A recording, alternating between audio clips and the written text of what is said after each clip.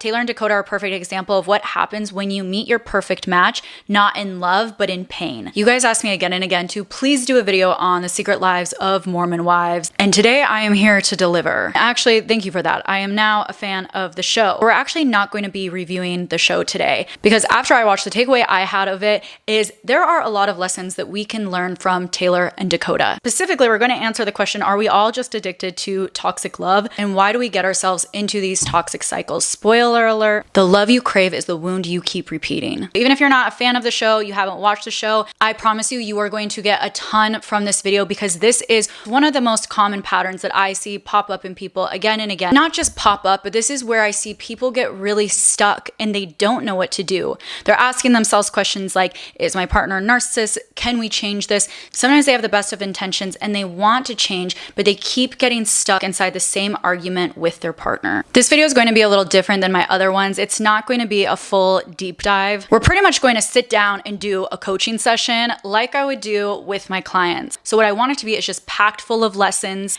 Get your notebooks out, start writing. This is for the people that are seeing some toxic patterns in their life and they want to sign up and change that. I'm also hoping that videos like this I can get out faster. I'm hoping that it is less editing than my deep dives, which I know you guys love. Thank you so much for the love on my last few. But I want to keep pumping out content for you guys that are hungry to learn. And by the way, if you are new here, my name is Julie Tice. I help break down the psychology beyond the headlines, beyond pop culture, so that we can learn about people and learn about ourselves. And today we're looking at the secret lives of Mormon wives, specifically Taylor and Dakota. But this isn't just a review. It's about you and your taste in chaos, the way you confuse emotional intensity with love, and why you keep ending up in relationships that feel more like an emotional rehab facility than a safe place to land. So as I was watching The Secret Lives of Mormon Wives, I also looked at the internet rhetoric and what people were saying, and I see people going back and forth. Is Taylor a narcissist? Is Dakota a narcissist? When I watched it, I saw something very different. I saw a trauma bond, a negative feedback loop, and two people who continuously kept triggering each other from their childhood wounds. Taylor and Dakota's relationship is a case study of chaos disguised as chemistry. I'm going to break down how we end up in these cycles, but this is something that I specifically work with clients a lot on. Relational issues, yes, but it's also those psychological patterns that they keep going back to, that they want to break free from. That psychological addiction that you have to not feeling worthy enough, to chaos, to suffering. And I help people break that so they can attract the partner and the life of their dreams. Which, by the way, if you want to book a one-on-one session with me, you can do that down below in the description. So this is what is happening with Taylor and Dakota and the negative feedback loop that they are in. He pushes, she pulls. She punishes, he pleads. They break down, they reconnect, and then they repeat. But this isn't random. Taylor has a deep father wound. She's opened up about this a few times on the show. Her father left when she was really young. She has like one memory of him where he kind of showed up and was like, hey kid, but the tone of what he was giving her was just dismissive. You're not important. You're not even my daughter. She does describe her stepdad, who she says is her real dad. She says, that is the man who raised me. That is my dad. And so that's awesome that she had a man like step up into her life. But also we have an episode where her dad is also sitting there slut shaming her.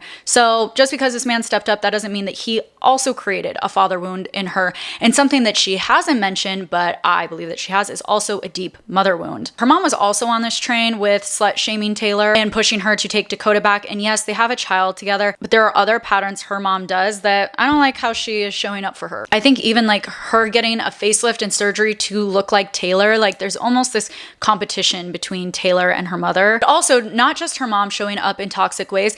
Think about her mom picked the man who is Taylor's biological dad, which means her mother has wounds. You're picking a man who is unhealthy, unstable, who can have a child and leave you and walk out of that child's life. And sometimes it's sad when we think about that. Like we can think of like, damn, like my mom was also like just a girl at one time, picking people who made her feel unworthy, going back to toxic cycles. And at the end, what's also probably buried for Taylor's mom is that need to want to be loved and seen, which is fair and fine. But guess what? You projected that onto your child, and now your child has these wounds, and that is what we're going to look at. So Taylor has this father wound. What blueprint does this give her? It's that love is inconsistent. And I think with her mother being in her life and then a stepfather, she technically has parents, but this can also create that feeling of almost being chosen. My guess is, because her parents are in her life, is that sometimes her parents showed up for her and sometimes they really disappointed her. So that is then her learning that love is inconsistent, and then enters in Dakota, her perfect cocktail to get this type of love repeated. Sometimes Dakota is there, sometimes he's not. Sometimes he's warm, sometimes he's cold. But he always comes back,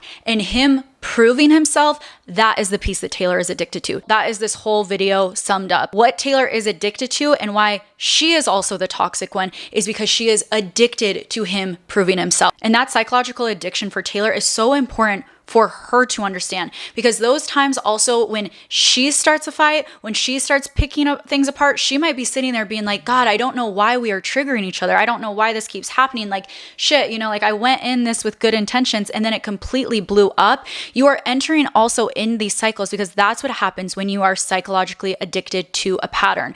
You will do whatever to reinforce this. And a few things get reinforced for her. When he leaves, she gets this wound reinforced that she's not good enough. Then it enters into a mode where he has to prove himself. It's definitely giving disorganized attachment. And that's what happens inside a disorganized attachment. That's why these people will have a lot of chaos and drama in their lives, because in a way you get to find self-soothing inside of that drama. You might say, what? That doesn't make sense. Where the hell does the self-soothing happen? Because it is true. Yes, her nervous system is completely a wreck, completely unregulated, but the soothing comes from your partner trying. Let me prove to you my love. Let me come back. Let me fight for you. Taylor, please get back together with me. And when they talk about it's really hard for them to leave each other alone, and what they're describing, pretty much it sounds like an addiction, but they're not addicted to each other. They are addicted to that emotional loop. And the same thing is going on with Dakota. So let's talk about Dakota, because people are definitely calling him a narcissist as well. And I myself am a little confused by it, because it sounds like they weren't together. They were kind of together. So it wasn't cheating. It was cheating.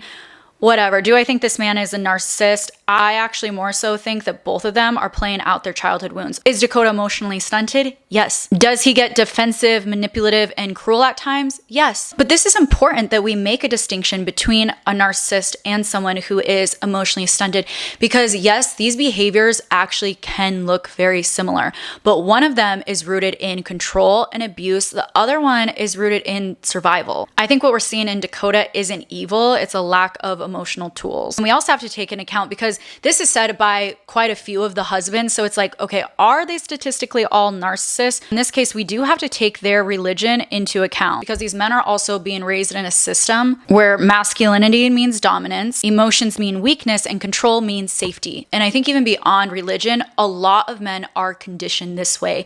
And I hear this in a lot of clients and a lot of my girlfriends, where they talk about getting in fights with their partners and they just go, he becomes so unempathetic. He becomes so uncaring.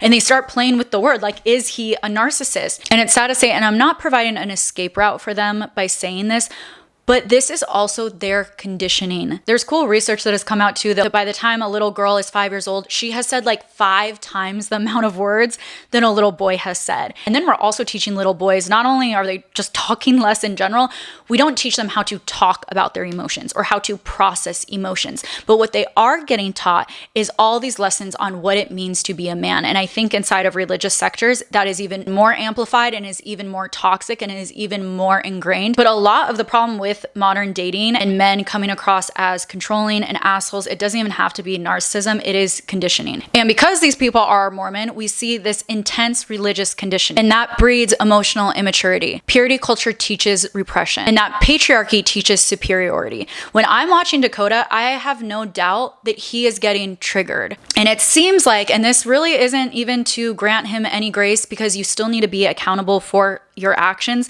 but instead of it being so pathological where it's personality disorder, look at it in this way. What if this is a man very triggered who lacks those emotional tools? I do see a man here who does beg for that need to be loved. He says a few things where I can tell that family is really important. He was also an addict. I have no clue what his upbringing is like, but I guarantee you there is a mommy wound there, there is a daddy wound there. And so what we're seeing when Dakota feels rejected, uncertain, or unloved, he doesn't try to self-regulate, he tries to control. control. This is what he knows. This is what is taught in their religious culture, but it's also just, unfortunately, what we teach men. And it's not okay, but in some ways, it's all they know. And this absolutely can come across that it looks like narcissism, but narcissistic traits do not equal narcissistic personality disorder. But that doesn't mean that this relationship isn't painful. I have seen with clients, I've also experienced this type of relationship where you're with an actual narcissist. That really does fuck your mind up. You come out a completely different person. There are a lot of psychological wounds to heal. And I would say that that type of relationship is worse. But I have also been in this relationship, and I've also had clients in this relationship where I wouldn't say it makes it worse, but it can make it more confusing, because what you see then is someone not who is completely evil and absolutely has no chance of change, but you see someone who almost like they want to be better. I call these types of men Wreck-It Ralph, and it is those who want to show up.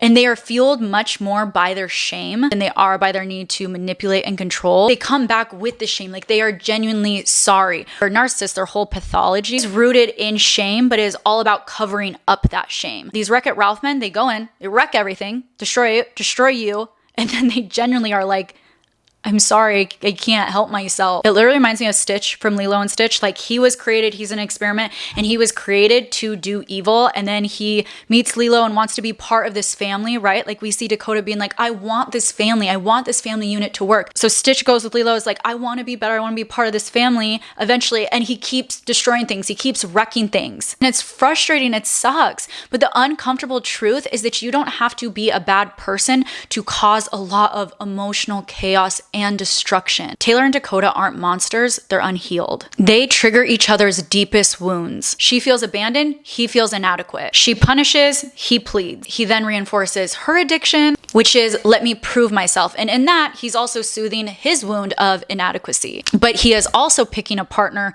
who he will never be good enough for, and vice versa. Taylor and Dakota are a perfect example of what happens when you meet your perfect match, not in love, but in pain. They're each other's perfect match because they both reflect that toxic dynamic back to each other. And here's what people don't want to admit: you can still be a good person and ruin someone's life. You know, a lot of us like to talk about my toxic ex this, my toxic ex that, without realizing that we have to be on the same frequency to attract that partner. So yes, you might have had an ex that was insanely jealous to the point where they abused you, but that frequency that they are tapped into is that I am not enough. And I guarantee if you look back and think about what frequency were you on when you met this crazy psycho person that you now hate and says is your toxic ex and they were the only toxic person, you would be able to see, if you can be self-honest enough, that you are also tapped into the frequency of I am not enough. What is also happening with Taylor and Dakota is they are stuck in a negative feedback loop. And what this looks like is, if you've ever been in a relationship and you keep having the same fight again and again, and it feels like it just explodes and you guys can't heal it,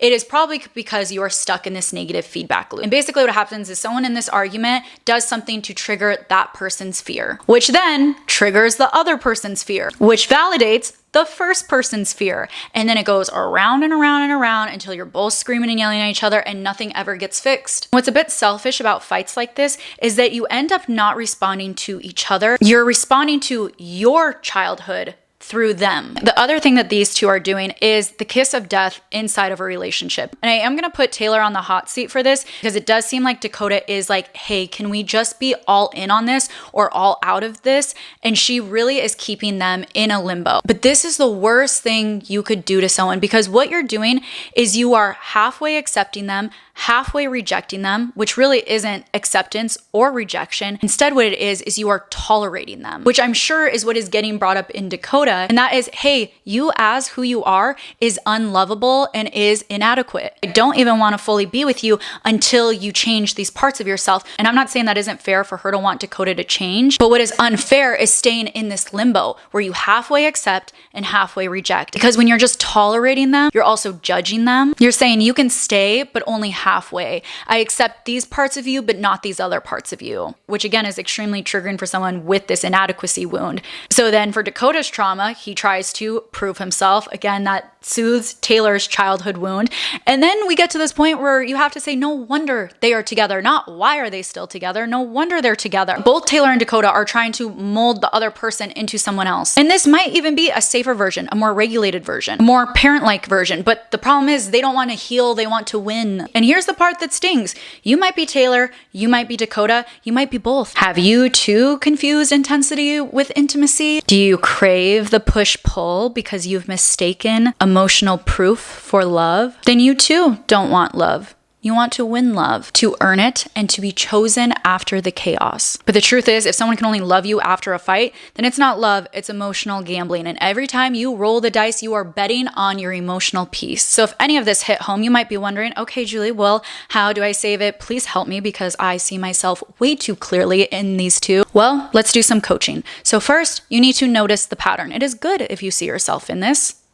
You're on step one. And I want you to ask when you're triggered by your partner, who does this remind me of? Whose voice is this and how is it familiar? Because eventually, if we really do want love and we want healing and we want this relationship that we're in to work, we need to stop battling our childhood wounds every single time inside of it. Eventually, you do have to work on the adult issues that you have. And sometimes I see people go the complete opposite way. They think like, oh shit, I'm so broken. I have all this emotional trauma and childhood wounds. I need to go be by myself. And sometimes that is true. I do believe there is parts of yourself that you just have to heal alone. And there are parts of you that you can only heal alone. But also there are some parts that you can only heal inside of a relationship. Because otherwise, all that stuff that you practice alone, that just becomes theory. And take it from me as someone who knows all of the theory and is very involved with the analytical side of that. Well, guess what? That ends up being a coping mechanism too, because until you turn theory into practice, you might show up in a completely different way. Our next tip, don't confuse consistency with boredom. Eventually, you're going to have to break some of these addictions.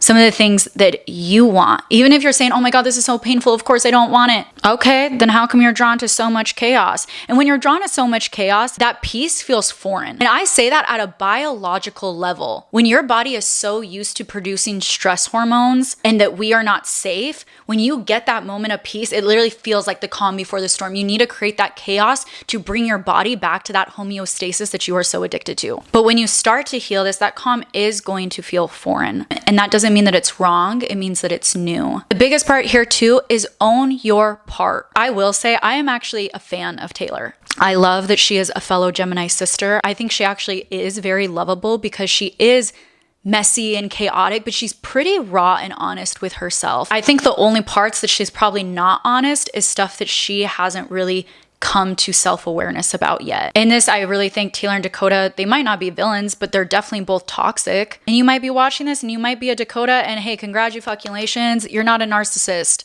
But are you emotionally immature? Are you defensive? Can you regulate your emotions properly? No, well then you need to also get help. It's not just someone's fault for triggering you. You need to take some accountability for also how you act when you're triggered. Like I said, Taylor and Dakota are a perfect example of what happens when you meet your match, not in love, but in pain. And you guys, if you're watching this and you relate to this, my little gift that I'm going to give you today is to remind you that you don't have to repeat the love that you were raised with. You don't have to call your wounds chemistry, and you don't have to stay in loops that drain you. But first, you have to stop romanticizing your triggers and call it what it is.